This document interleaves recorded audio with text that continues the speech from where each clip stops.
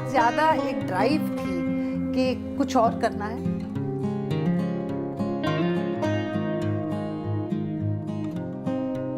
तो वो पढ़ी लिखी महिलाएं जाती कहाँ हैं? क्या पढ़ लिख के इतनी बड़ी बड़ी डिग्रियां हासिल करके घर में बैठ जाती हैं? और अगर बैठ जाती हैं तो क्या वो उनकी अपनी चॉइस है, या उनको सोसाइटी मजबूर करती है, या उनको वर्क प्लेस में अभी भी बायसेस मिलती हैं? तो ये सारे मुद्दे हैं डाइवर्सिटी और इंक्लूजन। जब मैं अपनी कुर्सी से उठ के प्रेसिडेंट तक पहुंची, वो मोमेंट्स मुझे ऐसे लगे कि वक्त खिंच गया। अच्छा, खिंच गया।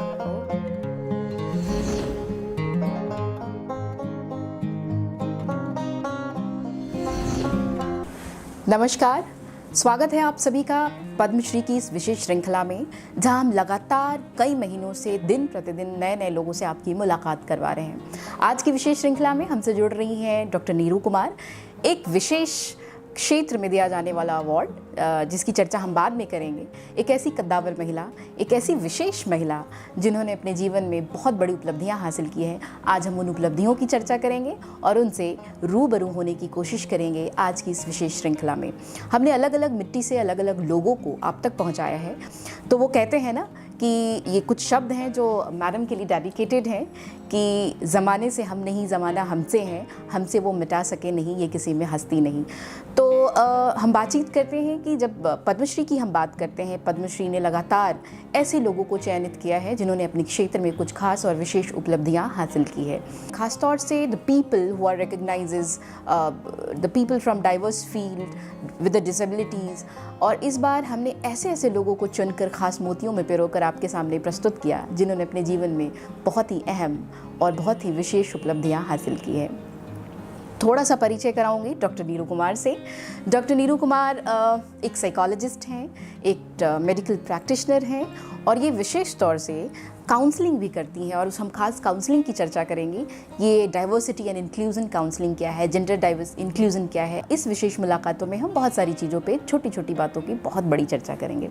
तो स्वागत है डॉक्टर नीरू कुमार आपका इस कार्यक्रम में, जिसमें हम लगातार कई लोगों से मुलाकात कर रहे हैं, पद्मश्री से रूबरू करा रहे हैं और ख़ासतौर से जो महिला सशक्त महिलाएँ हैं उस श्रृंखला में आप जुड़ रही हैं। हमारे दर्शकों तक आपका प्यार, आपका सम्मान और आपकी उपलब्धियाँ ये पहुंच रही है और आपने हमें समय दिया है। इसके लिए भी सबसे पहले आपको बधाई दूंगी कि आपने हमें समय दिया और हमें वहां तक पहुंचने का साहस दिया कि हम आपसे मिल पाएँ।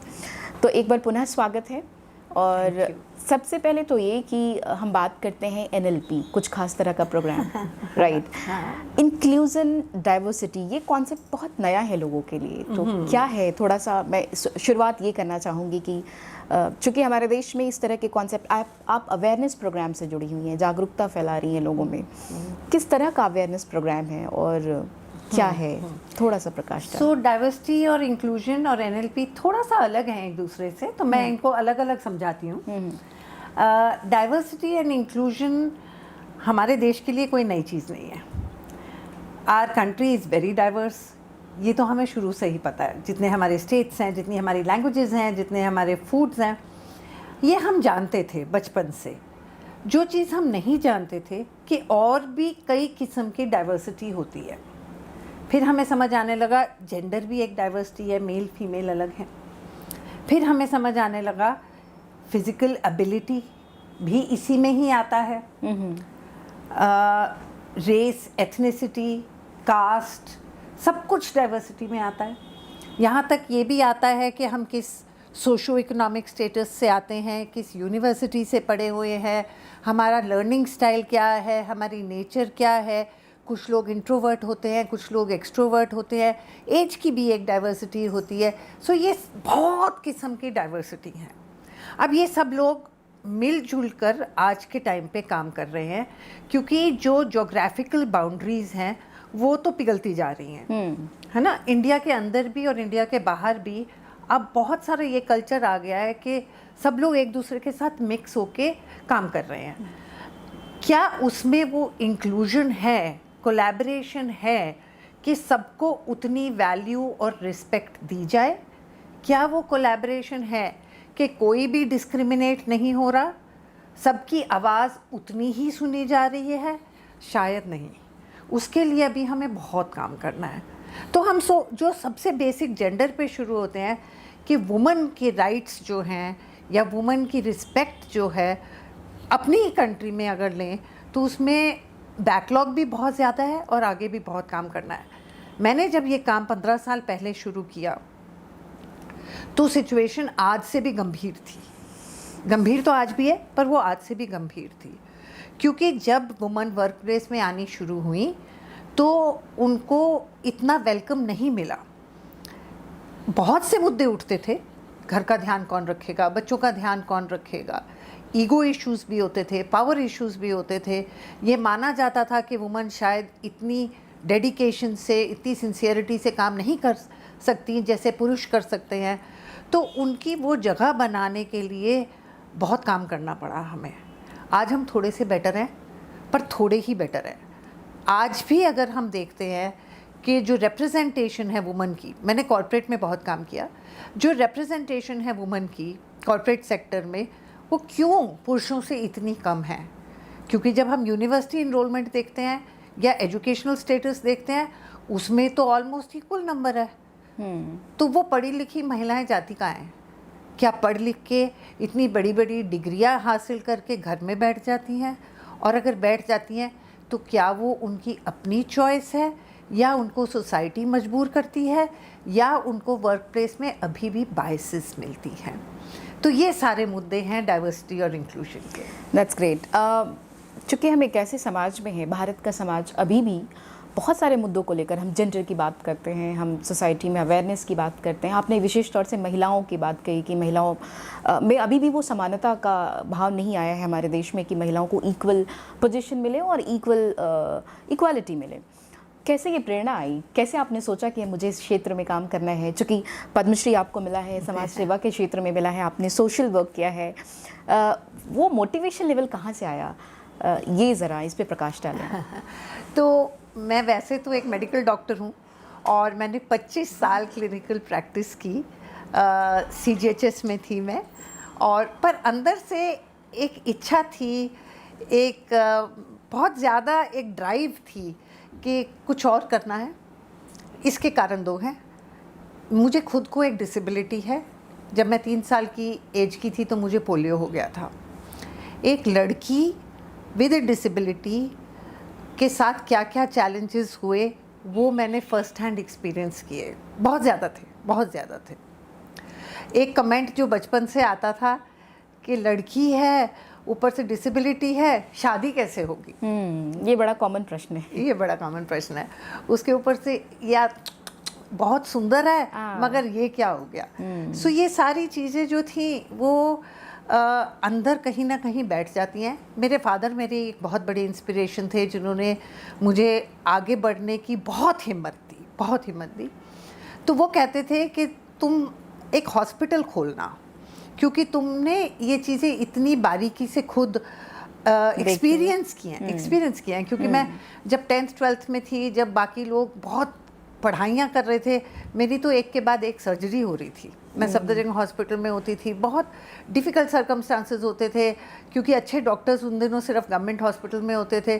तो जनरल वार्ड में एक बेड में 3-3 लोग सो रहे होते थे। तो वो सब कुछ एक्सपीरियंस किया। तो मेरे फादर, जब वो कठिनाइयाँ होती थी, तकलीफ़ें होती थी, मेरे फादर कहते थे तुम हॉस्पिटल खोलना। पर मुझे लगता था सिर्फ हॉस्पिटल खोलने से बात नहीं बनती है। एक इंक्लूजन जो सोसाइटी में ज़रूरत है, जो लोग डिफरेंट हैं, वो बड़ी ज़रूरी है। तो शायद बहुत छोटी एज, जब डाइवर्सिटी एंड इंक्लूजन क्या चीज़ होती थी मुझे नहीं पता था, पर ये पता था फेयर और अनफेयर क्या है। और किसी के साथ भी जब अनफेयरनेस होती थी तो मेरा दिल तड़पता था, चाहे वो सड़क पे क्यों ना हो रही हो। हमारे घर में जब डोमेस्टिक हेल्प होती थी तो मैं अपनी माँ से हमेशा ये क्वेश्चन पूछती थी कि ये ज़मीन पर क्यों सोते हैं और हम बेड पे क्यों सोते हैं। तो ये फेयरनेस का मुद्दा आई थिंक ऐसा लगता है पैदाइशी है, शायद अपनी तकलीफ़ों के कारण हुआ, पर जो भी है मेरी ज़िंदगी का सबसे बड़ा पर्पस बन गया। ग्रेट। तो आज हम बातचीत कर रहे हैं एक ऐसी महिला से जो न केवल सशक्त हैं बल्कि सशक्तता के लिए जागरूकता भी फैला रही हैं, लगातार महिलाओं को सशक्त बनाने की दिशा में प्रयास कर रही हैं। तो आज हम एक ऐसी ही बेहद भावुक, बेहद संवेदनशील महिला से साक्षात्कार कर रहे हैं और उनके जीवन से जुड़े कुछ पहलुओं को जानने की कोशिश कर रहे हैं। मैम, आप इलेक्शन कमीशन के साथ जुड़ के भी काम कर रही हैं, चुनाव आयोग से कैसे जुड़ना हुआ और वहाँ अपनी किस तरह की सेवाएं दे रही हैं? एक्चुअली मुझे तो पता नहीं कैसे हुआ। एक बार इलेक्शन कमिश्नर सुनील अरोड़ा जी थे, उनसे मैं मिली, तो उनसे मुलाकात हुई कहीं पे, तो उन्होंने कहा तुम ऑफिस आना। मेरे को पता नहीं था किस लिए वो बुला रहे हैं, और जब मैं वहाँ गई तो उन्होंने मेरे काम के बारे में काफ़ी कुछ मुझसे पूछा। उसके बाद बड़ी सिंपली बोले तुमको हम नेशनल आइकॉन बनाना चाहते हैं और बोर्ड मेंबर बनाना चाहते हैं। मेरी तो समझ में नहीं आ रहा था क्या है, पर मैं उनको कुछ कह नहीं सकती थी। मैंने कहा हाँ जी आप जैसा कहेंगे।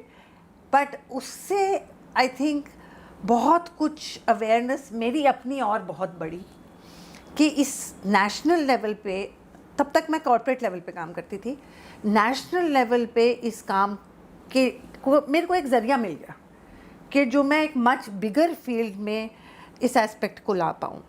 और वहाँ डिसेबिलिटी के ऊपर बहुत काम किया गया। जितना मैंने इलेक्शन कमीशन के अंदर सिंसियरिटी देखी है, तब से लेके अब तक पिछले 4-5 साल में एक्सेसिबिलिटी बनाने की, इंक्लूजन बनाने की बहुत ज़बरदस्त कमिटमेंट है पूरे कमीशन की। जिस तरीके से पोलिंग बूथ्स को एक्सेसिबल बनाया गया, जिस आपने वहाँ रैंप बनाने का भी कुछ हाँ, योगदान दिया है, काम तो करवाया? हाँ, क्योंकि बहुत जगह पे रैंप होते हैं पर वो रैंप प्रैक्टिकल नहीं होते। उस रैंप में अगर आप व्हील चेयर लेके जा रहे हैं और आप टर्न कर रहे हैं तो वो एंगल ऐसा है कि वो नाम के लिए ही रैंप है, या जो रैंप के नीचे इतना सा गड्ढा है तो वहीं पे ठक ठक करके व्हील चेयर वहीं फंस जाती है, तो वो भी कोई फ़ायदा नहीं। या रैंप बहुत स्टीप है, तो ये डिफ़िकल्टीज़ बहुत ज़्यादा थी। ना कि सिर्फ रैंप बने, पूरी पर्सनल का, जितने भी वहाँ पे पोलिंग बूथ के लोग हैं उनकी सेंसिटाइजेशन जो हुई, और सबसे बड़ा जो होम पोस्टल बैलेट्स हुए, वो एक बहुत बहुत ये बड़ा क्रांतिकारी वो था, वो बहुत बड़ा निर्णय था। क्रांतिकारी काम है। और मैं कहूँगी कि ये काम अभी रुका नहीं है। जो अभी हमारे election commissioner present election commissioner हैं, उनका तो एक बहुत बड़ा ड्रीम है कि इंक्लूजन को इतनी ऊंची आवाज़ दी जाए पूरे देश में, सिर्फ नॉट ओनली वोटिंग के लिए but as an awareness that everybody is a valuable citizen of the country and can contribute just like everybody else. Very true. एक सवाल बहुत माकूल होता है जब हम बात करते हैं दिव्यांगता की। हमारे देश में अभी भी एक अभिशाप है, this is kind of a curse. चूँकि हम और आप जैसे लोग प्रिविलेज्ड हैं, हम शहरों में रह रहे हैं, महानगर में हैं, हमें सुविधाएं हैं और हमने उस चीज़ को अवेल किया है। बट वैसे लोग जो आज भी गाँव में हैं, सुदूर ग्रामीण क्षेत्र में हैं, वहाँ क्या कुछ किया जाए इंक्लूजन को लेकर, ताकि वहाँ एक समावेशीकरण की बात हो, वहाँ की संस्थाएं जागरूक हो? क्या कुछ ऐसा कर रही हैं आप शहरों के अलावे गाँव में या छोटे छोटे क्षेत्रों में, ये अवेयरनेस वहाँ तक पहुँचे और दिव्यांग लोगों को मदद पहुँचे? वैसे मैं कहूँगी कि अभी भी शहरों में भी कोई खास जागरूकता नहीं है। नहीं, बिल्कुल भी नहीं है। मतलब पहले से थोड़ी सी बेटर कह लो, मगर अगर हम कहते हैं लोगों का जो एटीट्यूड है, आज भी अगर हम कहें प्रिविलेज्ड हैं, आज भी अगर मैं सड़क पे चल रही होती हूँ तो मुझे लोग रोक के अननेसेसरी पूछेंगे आपको कैसे हुआ ये, क्या हुआ ये। अभी भी ये बहुत अच्छा। या फिर आप चल रहे होते हो तो आप फुटपाथ पे आपने चलना है तो कोई आपकी बाजू पकड़ के आपको यूं खींच के ऊपर कर देता है बगैर आपसे पूछे कि आपको ज़रूरत है या नहीं, और आपको और अनकंफर्टेबल कर देते हैं। तो मेरे ख्याल वो सेंसिटाइजेशन, इसका एक वर्ड है नॉर्मलाइजेशन, वो नॉर्मलाइजेशन नहीं हुई अभी है, नहीं हुई है। जबकि आप अगर कई सारी और कंट्रीज में जाते हैं तो जहाँ हेल्प चाहिए होती है वो पूछते हैं आपसे, correct, right. Number 1 would you like me to help you, and number 2 वो हेल्प करने के बाद बगैर घूरने के, बगैर स्टेयर किए अपना अपने काम पे चलवाते हैं। वहाँ पे इट इज़ नॉर्मल, यहाँ पे अभी भी नॉर्मल नहीं है। नहीं। बिल्कुल ठीक कहा आपने कि हमारे देश में भी संवेदनशीलता की ज़रूरत है, जागरूकता की ज़रूरत है। हाँ। लोग शायद उस लेवल तक नहीं पहुंच पाए हैं, वो सोच का स्तर वहाँ तक नहीं पहुंच पाया है। करेक्ट। जो आपने क्वेश्चन पूछा था कि छोटे विलेजेस में क्या किया जा रहा है, अभी हमने एक बहुत बड़ी कॉन्फ्रेंस की जहाँ पे कोलैबोरेशन वर्ड, उस कॉन्फ्रेंस का नाम दिया गया DICE, diversity, inclusion, collaboration and equity. So मैंने ये देखा कि कॉर्पोरेट सेक्टर में तो बहुत काम हो रहा है सडनली। जब मैंने शुरू किया था तो शायद अकेली मैं ही थी जिसने ये कॉन्वर्सेशन इंडिया में शुरू करी। अब बहुत लोग कर रहे हैं और ये बहुत अच्छी बात है। पर अगर वो सिर्फ कॉर्पोरेट की दीवारों के अंदर रह जाएगा और बाहर आके वही चैलेंजेस, वही समस्या आएंगी, तो ये ट्रू चेंज नहीं आया। तो कोलैबोरेशन का मतलब ये है कि नॉन प्रॉफिट से, जो नॉन प्रॉफिट ऑर्गेनाइजेशंस काम कर रही हैं इसके ऊपर, एनजीओज, जो एजुकेशनल इंस्टीट्यूट्स काम कर रहे हैं, जो गवर्नमेंट काम कर रही है, इन और जो कॉर्पोरेट्स काम कर रहे हैं, इन सबको मिलाया कैसे जाए, कोलैबोरेट कैसे किया जाए, ताकि एक दूसरे को सपोर्ट करके एक ऐसी मूवमेंट, एक ऐसी वेव लाई जाए जो कि जो चेंज है वो एकदम और 200 साल ना लगे, एकदम फास्ट हो जाए। मान लो आप एक छोटी सी बात लेते हैं कि सारे कॉर्पोरेट्स आज CSR कर रहे हैं, कॉर्पोरेट सोशल रिस्पॉन्सिबिलिटी कर रहे हैं, और एनजीओज भी उन्हीं लोगों को देख रहे हैं। मान लो आज कहते हैं हम कि विमेन जो हैं वो stem industries, science, technology, engineering और मैथ्स में बहुत कम है। उसके लिए कॉर्पोरेट्स क्या कर रहे हैं, लड़कियों को एक लैपटॉप दे देते हैं मान लो, या इनकरेज करते हैं साइंस फील्ड्स में आने के लिए, पर उसके बाद उसका कोई फॉलो अप नहीं है, कोई ट्रैकिंग नहीं है, लैक ऑफ मॉनिटरिंग है। अगर आपने एक सेक्शन उठाया है जिनको आपने कुछ इनिशिएटिव किया है, क्या कोई ऐसा तरीका है जो उनको ट्रैक किया जाए आगे तक और उनको जहाँ जहाँ सपोर्ट दी चाहिए वो दी जाए, ताकि उनकी एम्प्लॉयबिलिटी जो है वो इतनी बढ़ जाए कि आगे वही कॉर्पोरेट जो हैं वो उनको एम्प्लॉय कर ले। राइट, ये एक अच्छा तरीका है, हो सकता है उन्हें इंक्लूड करने का। बिल्कुल, पर उसके लिए वो कोलैबोरेशन चाहिए। और मेरे ख्याल से आप काउंसलिंग भी कर रही हैं उसी दिशा में, आप लगातार अवेयरनेस भी फैला रही हैं, देश विदेश में आपकी परिचर्चाएं और सेमिनार्स हो रहे हैं। क्या कुछ रिजल्ट निकल रहा है उससे? आप उसको लेकर काफ़ी काम कर रही हैं। हाँ, so it is very heartening actually. अच्छा, और दूसरा तरीका ये था, जो आप विलेजेस की बात करते हैं, रिमोट एरियाज़ की बात करते हैं, मैं बहुत सारे मैन्युफैक्चरिंग प्लांट्स में जाती हूँ जो बहुत ही रिमोट एरियाज़ में होते हैं।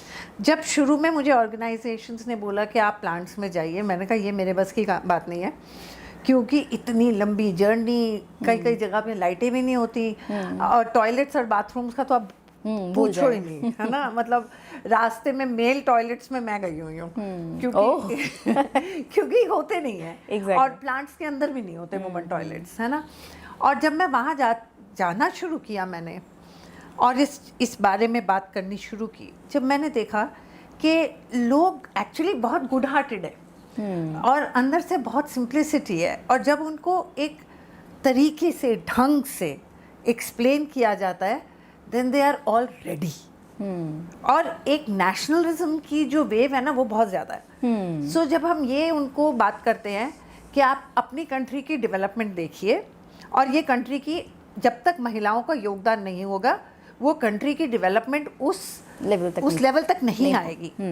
ये बात ना दिल तक पहुंचती है लोगों के, एंड वहाँ I can see a change happening. So बहुत से रिमोट एरियाज में जाके ये सारी डिस्कशंस की गई, एंड देन वी सॉ कि नॉट ओनली प्रोफेशनल लेवल पे या विमेन काम पे आ रही हैं, इवन उनकी पर्सनल लाइफ में जो रिस्पेक्ट मिसिंग थी वो भी आने लगी।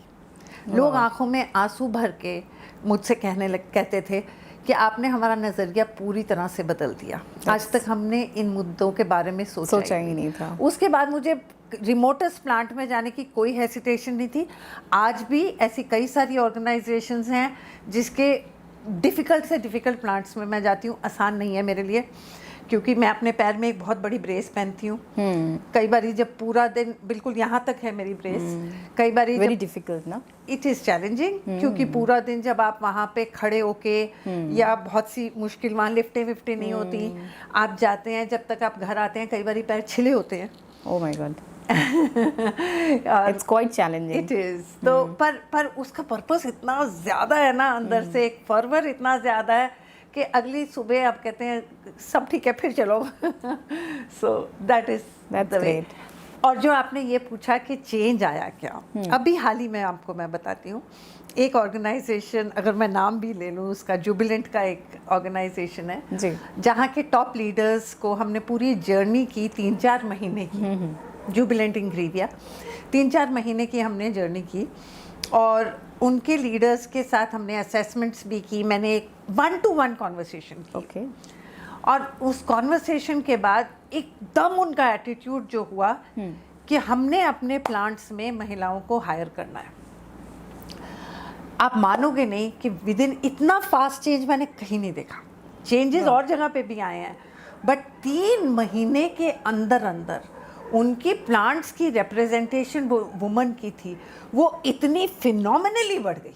अभी लास्ट वीक उनका फाइनल सेशन हुआ था और जोरदार उसमें हमने सेलिब्रेशन की कि इतने शॉर्ट दौरान में एक एक लीडर वहाँ जो है वो अब कमिटेड है कि हमने महिलाएं अपने प्लांट्स में लानी है और हमने एक प्लांट तो ऐसे बनाना है जो टोटली फीमेल से रन होगा। सो ऐसी बहुत सारी ऑर्गेनाइजेशंस हैं जहाँ हमने नंबर्स देखे हैं बढ़ते हुए of women in villages, of women in the smallest towns. I think that brings so much power to the house and to the women. That's great. एक ऐसी महिला जिन्होंने सेवा को ही धर्म बनाया, जिन्होंने चुनौतियों से ऊपर उठकर जीना सिखाया और जिन्होंने जागरूकता को अपना मिशन बनाया। जी हाँ, हम बातचीत कर रहे हैं डॉक्टर नीरू कुमार से। बेहद मृदुभाषी, बहुत सरल, डाउन टू अर्थ, ज़मीन से जुड़ी हुई हैं और लगातार लोगों तक अपनी जो भावनाएं हैं, संवेदनाएं हैं और अपनी जागरूकता वो फैला रही हैं। डॉक्टर नीरू, एक सवाल और बहुत महत्वपूर्ण होता है, चूँकि आप मेडिकल प्रैक्टिशनर रही हैं और लगातार मेरे ख्याल से 3 दशकों से आप इससे जुड़ी हैं, काफ़ी लंबा वर्ष बीता है, लंबे अरसे से आप जुड़ी हैं। किस तरह के पेशेंट आते थे जो ख़ासतौर से जो दिव्यांग होते थे और उनकी क्या मूल समस्याएं होती थी और उनकी भावनाएं, मैं ये समझना चाहती हूँ, चूँकि आप इस पेशे से जुड़ी हैं और स्वयं आप एक चैलेंजिंग लाइफ जी रही हैं। क्या कुछ समस्याएं उनकी होती हैं और किस लेवल पे उसके निराकरण की बात की जानी चाहिए? क्या हमें एजुकेशन लेवल पे उसको इरेडिकेट करना है? हमें वो दया का भाव, एक हिकारत का भाव जो हमारे समाज में है दिव्यांगों को लेकर, वो अभी है? शायद यहाँ ना हो, लेकिन मैं जब छोटे शहरों में जाती हूँ, लोग बहुत पीटी फील कराते हैं, बहुत हेट्रेड है उनके मन में। तो किस तरह जो पेशेंट्स आपके पास आते थे, खासतौर से दिव्यांग, उनकी किस तरह की चैलेंजेस थी? थोड़ा सा आप वो अनुभव शेयर करें, साझा करें और हमें उन चैलेंजेस को कैसे हटाना है। चूँकि आप एक साइकाइट्रिस्ट भी हैं, साइकोलॉजिस्ट हैं, आप काउंसलिंग भी कर रही हैं, तो हाँ थोड़ा सा बताएं। तो मैं उससे शुरू करती हूँ कि जब मैंने यूपीएससी का एग्ज़ाम पास किया तो मुझे जॉब मिलने के टाइम बहुत मना कर दिया गया। अच्छा। कि आप नहीं कर सकती हैं CGHS की जॉब। मैंने कहा मैंने MBBS पास कर ली, यूपीएससी एग्ज़ाम पास कर लिया, यूपीएससी की इंटरव्यू पास कर ली, मुझे क्यों नहीं मिल सकती? कहते हैं आप ना होम विजिट नहीं कर पाएंगे, जहाँ पे पेशेंट के घर में जाना होता है और सीढ़ियाँ चढ़नी होती हैं। तो मैंने कहा नहीं, मैं कर पाऊँगी। फिर भी वो बोले नहीं, आप नहीं कर पाओगे। मैंने कहा एक बात बताइए, आपने मुझे MBBS क्यों कराई, आपने मुझे UPSC पास क्यों कराया? अगर आप मुझे जॉब नहीं देंगे तो फ़ायदा क्या हुआ? एग्जैक्टली। उसके लिए मुझे 1 साल का संघर्ष करना पड़ा, मेरे 1 साल वेस्ट हो गया। And that UPSC was for what? Like it was for joining CGHS. For joining CGHS. Okay. Which I cleared the exam without any quota. Okay. I didn't take the quota. That's great. ये बहुत अच्छी बात है और ये दर्शकों को मैं बताते चलूँ, इन्होंने किसी कोटा का इस्तेमाल नहीं किया और जनरल कोटे से अपने पास। जनरल कोटे से बहुत मेधावी हैं और विलक्षण बुद्धि की स्वामिनी हैं मैम जी। कैरी ऑन करें। So then ये दिक्कत हुई। फिर चलो जॉब मिल गई, पर जॉब के अंदर भी बहुत सारी दिक्कतें। डिस्क्रिमिनेशन के अलावा देखो, हमारी जो बिल्डिंग्स हैं वो कहाँ पे डिसेबिलिटी फ्रेंडली है, नहीं है। टॉयलेट्स जो होते हैं वो सारे इंडियन टॉयलेट्स थे, जिनके लिए बहुत दिक्कत होती थी। और ये सारी गवर्नमेंट बिल्डिंग्स में उस टाइम पे, अब चेंज हो रहा है पर उस टाइम पे तो बहुत होता था। सो जो दिक्कतें मुझे होती थी वही मेरे पेशेंट्स जो गवर्नमेंट एम्प्लॉयज़ थे उनको भी वही दिक्कतें होती थी, है ना। तो आते थे, कुछ बहुत सारे पेशेंट्स आते थे। और मैं ये बताऊं कि एक बहुत बड़ी ट्रेजेडी है कि मैंने देखा कि बहुत सारे पेशेंट्स, जब जैसे अगर मेरी प्रॉब्लम ले लो, जैसे पोलियो है, 50 इयर्स के बाद पूरे के पूरे नॉन फंक्शनल हो गए, उनको और बहुत सारी बीमारियां लगने लग गई, कुछ की बहुत अर्ली डेथ भी हो गई। Very sad. क्योंकि उनको ना वो इज्जत मिली समाज में, ना वो सपोर्ट मिला, ना वो एक्सेसिबिलिटी मिली। एंड में एक हार सी, डिप्रेशन सी और हार से मान के वो लोग बहुत बीमार होके ultimately died also, right. So I think वो सेंसिटाइजेशन आप अभी भी, मैं आपको दोबारा कह रही हूँ कि वो अभी शहरों में भी नहीं है।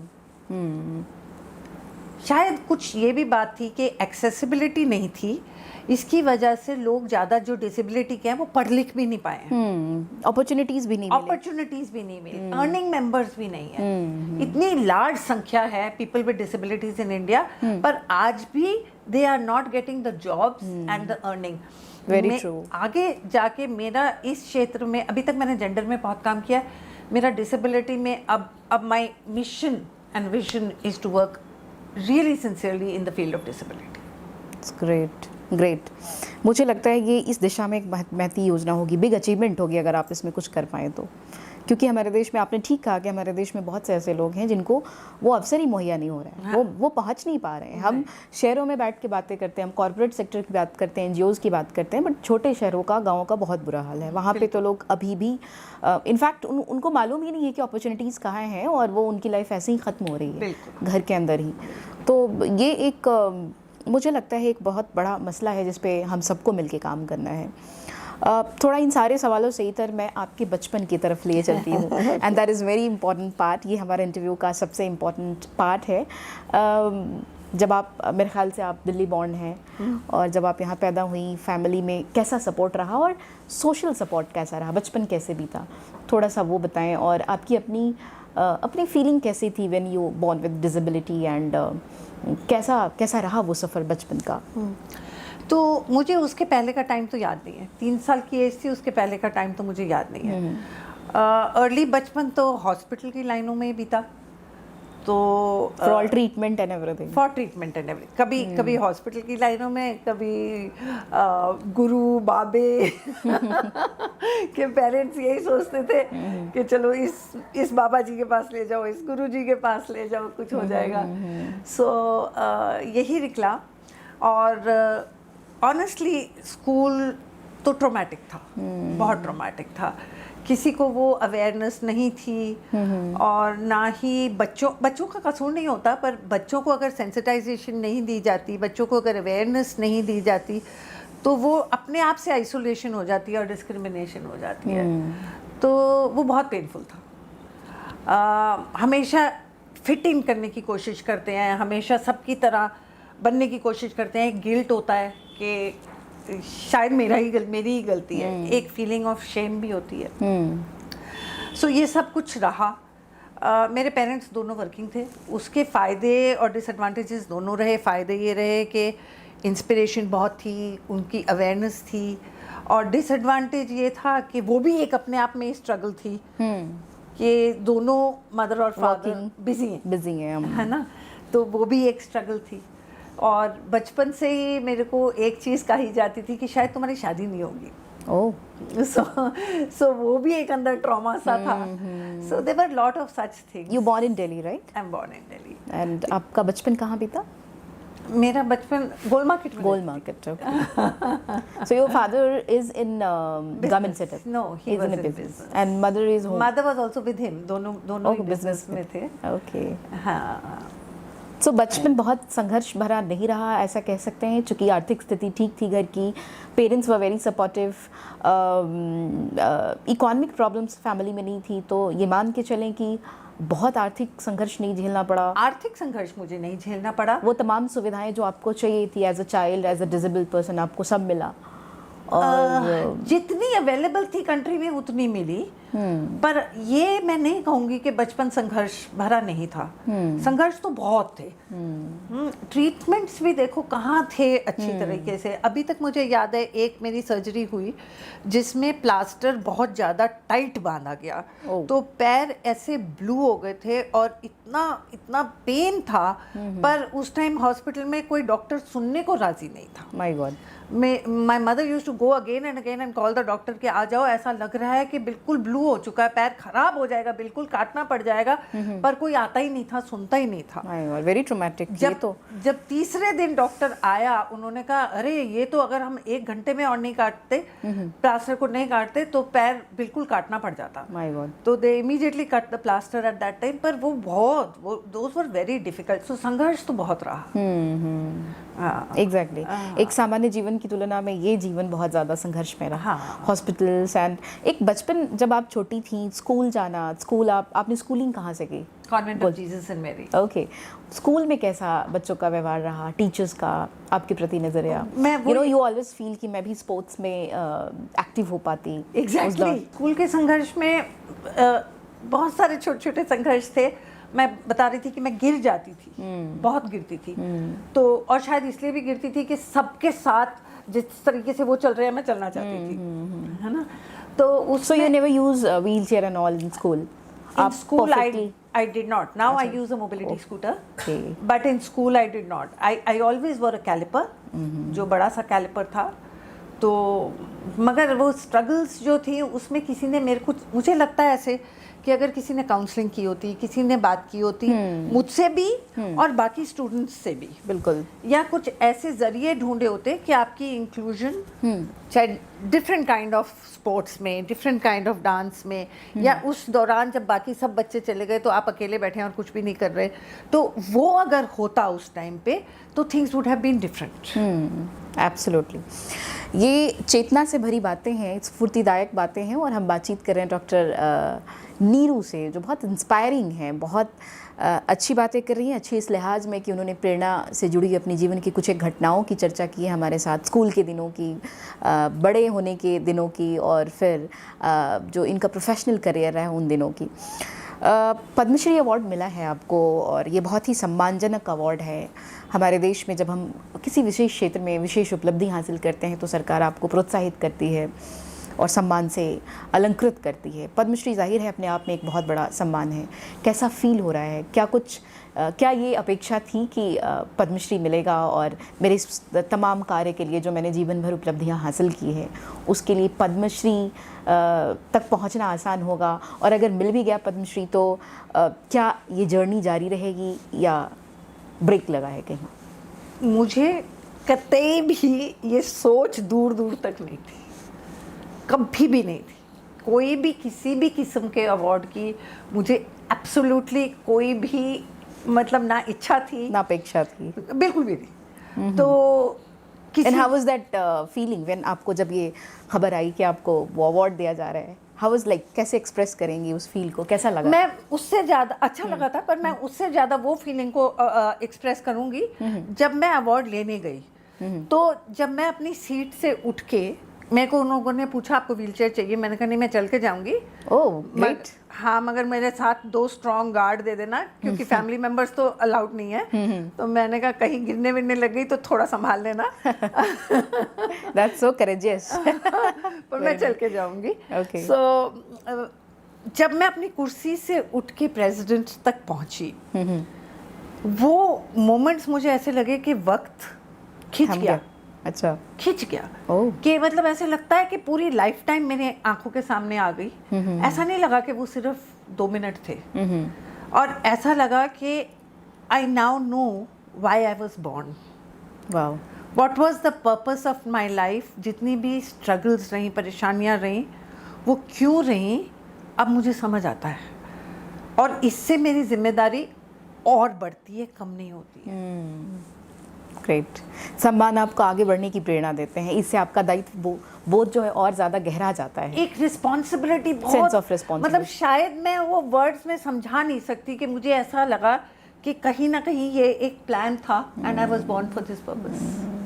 ईश्वर ने आपके निमित्त वो चीज़ें तैयार रखी थी पहले से कि आपकी यात्रा और थोड़ी ज़्यादा लंबी हो जाए, और आपको बहुत कुछ करना है इस देश के लिए, समाज के लिए, राष्ट्र के लिए, और छोटे शहरों और गाँवों के लिए भी। शायद ईश्वर ने आपके लिए एक बहुत बड़ा प्लान तैयार करके रखा है। एक सवाल और, कि कोई ऐसा लम्हा याद आ रहा हो, कोई ऐसे वाक़यात याद आ रहे हों जब किसी ने बहुत गहरे से दिल से छुआ हो? आप तमाम कॉन्फ्रेंसेस में रहती हैं, परिचर्चाएं हैं, संगोष्ठियां हैं, घूमती रहती हैं आप। आई मीन देश और विदेश दोनों ही धरती पे आपका लगातार सक्रियता से आप जमी हुई हैं, काम कर रही हैं। कोई ऐसी घटना या कोई ऐसा दिव्यांग व्यक्ति जिसकी बातों ने या कोई भी ऐसी घटना जिसने आपको बहुत भीतर तक उद्वेलित किया हो, आह्लादित किया हो, या फिर आप एकदम भीतर तक उतर आई हो वो बात, कुछ याद आए तो? हाँ, एक तो वो होता है कि जब मुझे वो ट्रांसफॉर्मेशन दिखती है, जब लोग चेंज हो जाते हैं, वो एक ऐसा मोमेंट होता है जो बहुत ही पावरफुल होता है और बहुत इनकरेज करता है आगे करने का। मैंने अभी आपको बताया, जब मैं प्लांट्स पे जाती थी तो एक प्लांट का हेड था, उसने आंखों में आंसू भर के मुझे कहा कि ये डाइवर्सिटी एंड इंक्लूजन किस चिड़िया का नाम होता है, हमें तो पता नहीं था, और हमें पूछने में चर्चा होती है और हमें पूछने में शर्म आती थी। आज आपने इसको इस गहराई में समझाया है कि बहुत ही कमिटमेंट बढ़ गई है। अब जाके उसके ऊपर अपनी ज़िंदगी नौछावर करने का मन कर रहा है। सो जब when he said that, it made me feel, and he also said कि शहरों में तो बहुत सारे कंसल्टेंट्स होते हैं आपकी तरह, हमारे इस रिमोट एरिया में कोई आता नहीं है। ये दिल को छू लेने वाली बात, ये दिल को छू लेने वाली बात थी कि which motivated me even more. And which was that play? कौन सा प्लेस, जगह थी वो जहाँ आप गई थी? मेरे ख्याल Roha. Okay, Roha is in which state? Maharashtra. Okay, हाँ। So these are some of the moments which really touch you, but I can also tell you कि मैंने बहुत से और पद्मा अवॉर्डीज देखे, और उनको मैंने देख के मुझे लगा कि कितना काम कर रहे हैं वो, और कितनी सिंसियरिटी से काम कर रहे हैं, और ऐसा लगा कि वो किसी और ही मिट्टी के बने हुए हैं। खुद को तो इंसान इतना देख नहीं सकता, तो मैं अपने बारे में नहीं कह सकती, पर उनको देख के, आपने बहुत सारों को इंटरव्यू किया है, और उनको देख के लगता है कि किस गहराई से ये लोग काम कर रहे हैं। बिल्कुल बिल्कुल। तो वो उनका पूरा जीवन ही समर्पित है सेवा के लिए। I am very inspired by them. Correct. हाँ, पर आपकी उपलब्धियाँ भी कम नहीं हैं, बहुत बड़ी हैं। मुझे लगता है कि ईश्वर आपको वो संबल दे, वो रास्ता दिखाए कि आप इस क्षेत्र में, इस जागरूकता के क्षेत्र में और आगे बढ़ें और खूब काम करें महिलाओं के लिए सशक्त तरीके से। जिस तरीके से आप लोगों को, ख़ासतौर से महिलाओं को सशक्त कर रही हैं, वो साधारण कार्य नहीं है, वो बहुत ही असाधारण कार्य है। तो ईश्वर ने आपको इसके लिए चुना है, ये आप ब्लेस हैं कि आपको ईश्वर ने इस विशेष कार्य के लिए चुना है। आगे की क्या योजना है, थोड़ा उस पर प्रकाश डालें और हमारे दर्शकों को बताएं कि भविष्य में और किस तरह की योजनाओं पे आप काम कर रही हैं, और क्या कुछ इरादा है अगले 5 इयर्स, अगले 10 इयर्स में कहाँ पहुँचना है, और क्या कुछ चेंज लाना है इस दिशा में, ताकि दिव्यांगों का जीवन और आसान हो सके। And when I talk about inspiration, before I talk about my next 5 years, I must say the support of my family. My husband, जो जब मैं पद्मश्री अवार्ड ले रही थी, तो अब बाद में देखा, मैंने कवरेज देखी, तो ऊपर हाथ, He was clapping. He was so excited and happy. He was so happy. One can't do without the support of the family. The family support is very important. And your partner's support is बहुत ज़रूरी है. What he is doing? He's a radiologist. Oh, that's He's the head of department of radiology in BL Kapoor Hospital. Oh, great. He's the same profession, right? He's also a doctor. Great. तो next 5 years के लिए जो मैंने अभी collaboration की बात की, corporate में बहुत अच्छा है कि इतने लोगों के साथ मैंने काम कर लिया, पर अब मुझे कॉर्पोरेट से बाहर आना है। अब मुझे वो कॉर्पोरेट की जितनी भी लोगों के साथ मेरी जान पहचान हुई है, उसको लेवरेज करना है, to bring it to the NGOs, to bring it to the remotest areas, to make them collaborate with the government, the educational institutes. एक बहुत अचीवमेंट थी कि लबासना, जो सिविल सर्विसेज स्टूडेंट्स का मसूरी में इंस्टीट्यूट है, पद्मश्री अवार्ड के बाद मुझे वहाँ बुलाया गया एक टॉक देने के लिए। और वहाँ मैंने ऐसे ही डायरेक्टर साहब से चर्चा की, मैंने कहा ये तो करिकुलम में होना चाहिए ना स्टूडेंट्स के। तो वो बोले आप ना वापस मत जाओ, आप रुक जाओ, हमारी मंडे को मीटिंग है। अच्छा। तो मैंने कहा अच्छा ठीक है। मैं जब रुक गई तो उन्होंने इतना ऑनर दे के कहा कि आप इसको हमारे करिकुलम में इंट्रोड्यूस करिए। Wow. It has now been introduced. Oh great. वहाँ मसूरी ट्रेनिंग इंस्टीट्यूट में सिविल सर्विसेज जितने भी इंडिया के सिविल सर्विसेज स्टूडेंट्स हैं, now they will go through this. Oh that's great. And I have given them the curriculum. Wow, it's a big achievement. It is. I have trained their faculty across the country. I've trained their faculty. by a train the trainer, that they will now be teaching this to the civil services student. So that is another thing कि educational institutes में इसको लाना है. ये बचपन से inculcate ये values of inclusion have to be inculcated in the children since childhood. Right. That is my mission, to make that collaboration between educational institutes, between non-profits, government and corporates, so that the voice is much louder and every member, every underrepresented, every discriminated, every marginalized person in this country finds their voice and their place and That's their great. respect. Very nice. तो हम बात करें एक ऐसी महिला से जिनकी उड़ान हौसलों से है, जिनकी उड़ान पंखों से नहीं, जिनके सपने बहुत बड़े हैं और जिन्होंने पूरे आकाश को मापने का ठान लिया है अपनी हिम्मत के बूते और अपनी जंग के बूते. तो ये थी बातचीत के सिलसिले में हमारे साथ शामिल डॉक्टर नीरू. बहुत ही प्रेरणादायी महिला, बहुत ही उत्साही, बहुत ही जुझारू और देश के लिए समर्पित, राष्ट्र के लिए समर्पित और नित नई ऊर्जा से समर्पित. तो इससे पहले कि हमारा कार्यक्रम समाप्त हो, हम एक छोटा सा स्मॉल सेगमेंट लेते हैं जिसमें हम एक रैपिड फायर क्वेश्चन राउंड करते हैं जो हमारे प्रोग्राम का बहुत ही इंटरेस्टिंग पार्ट होता है और मैं चाहती हूँ कि आप उसमें वन वर्ड आंसर में वो चीज़ें दें. So can we start? Okay, you have to answer in one word. So let's begin with our rapid round question session. Your favorite book? Jonathan Livingstone, Seagulls. That's great. Your favorite teacher? Maharishi Mahesh Yogi. Your favorite food? Dal roti. Your favorite color? All colors. Favorite actor? Amitabh Bachchan. Favorite actress? Wahida Rahman. The movie you like most? Chak De India. Oh, the favorite time pass? Reading. Reading. Okay. The favorite guru? I mean, any. My father. That's right. Your inspiration? My family. Motto of life? Fairness and respect. The change you would like to bring when you become something in this world? I mean, when you become something which is most powerful or something like that, what change you would like to bring in India? Inclusion. Okay. The favorite quotation or favorite line which inspires you very much, whether in English or in Hindi, it doesn't matter. खुद को कर बुलंद इतना कि खुदा तुमसे पूछे कि तेरी रज़ा क्या है. क्या बात है. Very nice. तो हमारा रैपिड राउंड क्वेश्चन फायर यहीं पे समाप्त होता है और डॉक्टर नीरू ने बहुत ही बेबाकी से सभी सवालों का जवाब दिया है और बिना रुके हुए एकदम फटाफट. तो इससे पहले कि हमारा कार्यक्रम समाप्त हो, हम एक छोटा सा संदेश इनसे लेंगे और फिर कार्यक्रम को समाप्त करेंगे. राष्ट्र के नाम क्या संदेश है और युवाओं के नाम क्या संदेश है? ये दो सवाल एक ही सवाल में आप बारी बारी से. मैं एक बहुत छोटी सी कहानी जो मैंने अभी कुछ दिन पहले किसी से सुनी थी जो मुझे बहुत दिल को छू गई जी. कि एक छोटा सा बच्चा जाता है बलून गुब्बारे वाले के पास और उसको जाके पूछता है ये लाल गुब्बारा उड़ेगा? तो उसने कहा हाँ उड़ेगा. भैया हरा वाला गुब्बारा उड़ेगा? उसने कहा हाँ उड़ेगा. उसने कहा भैया नीला वाला गुब्बारा उड़ेगा? उसने कहा हाँ उड़ेगा.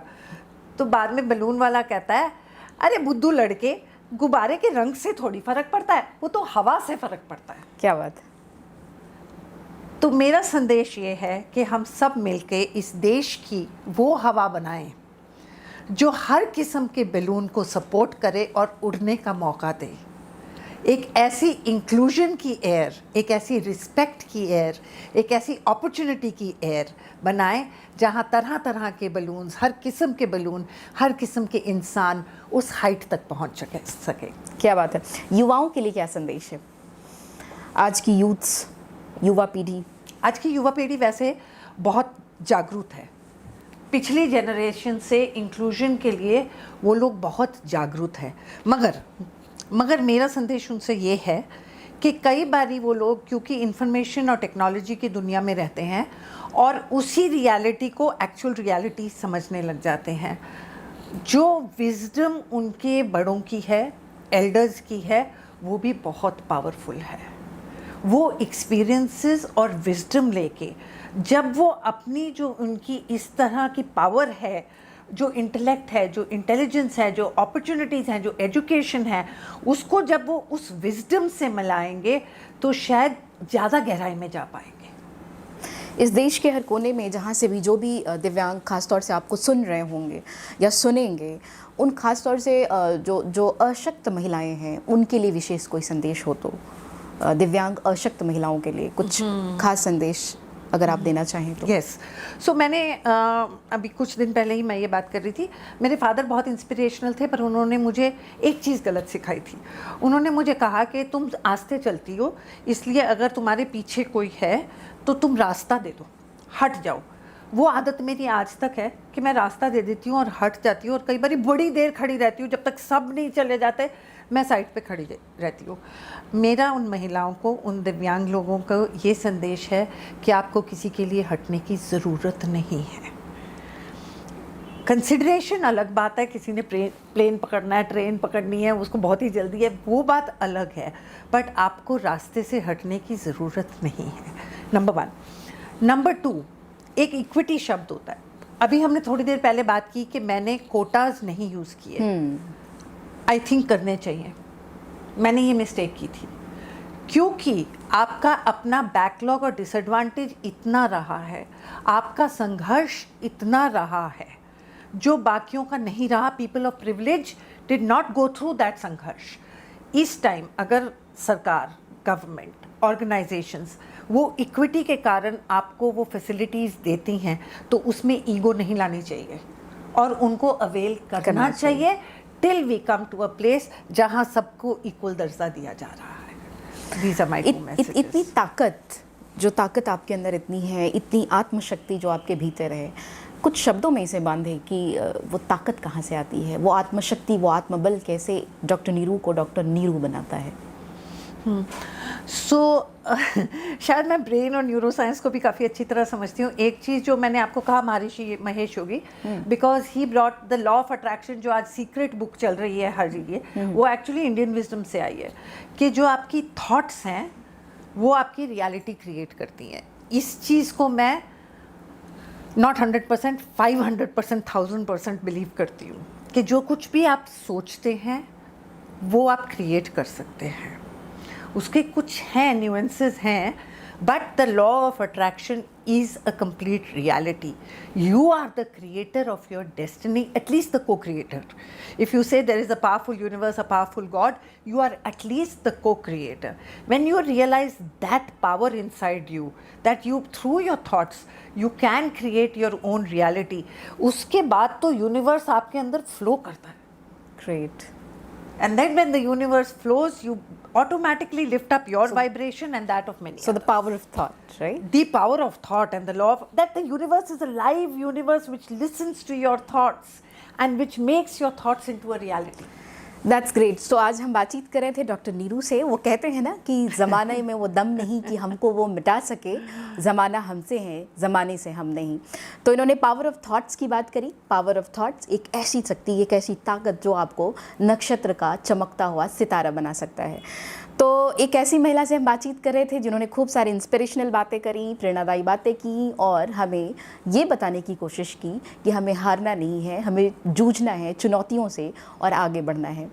तो इसी कड़ी में हम मिलते हैं किसी और पद्मश्री से, किसी और अगली कड़ी में, किसी और एपिसोड में, और लाते हैं किसी ऐसे ख़ास शख्सियत को आपके साथ जो अपनी प्रेरणा से, अपने इंस्पायरिंग वर्ड से आप तक अपना संदेश पहुंचाएंगे। बहुत बहुत धन्यवाद डॉक्टर नीरू, थैंक यू। आपने समय दिया और समय के साथ साथ इतनी अच्छी बातें हमारे दर्शकों तक पहुंचाई और उन्हें प्रेरित किया, उन्हें ऊर्जा से भरा। इसके लिए बहुत बहुत साबार, दिल से बहुत थैंक यू।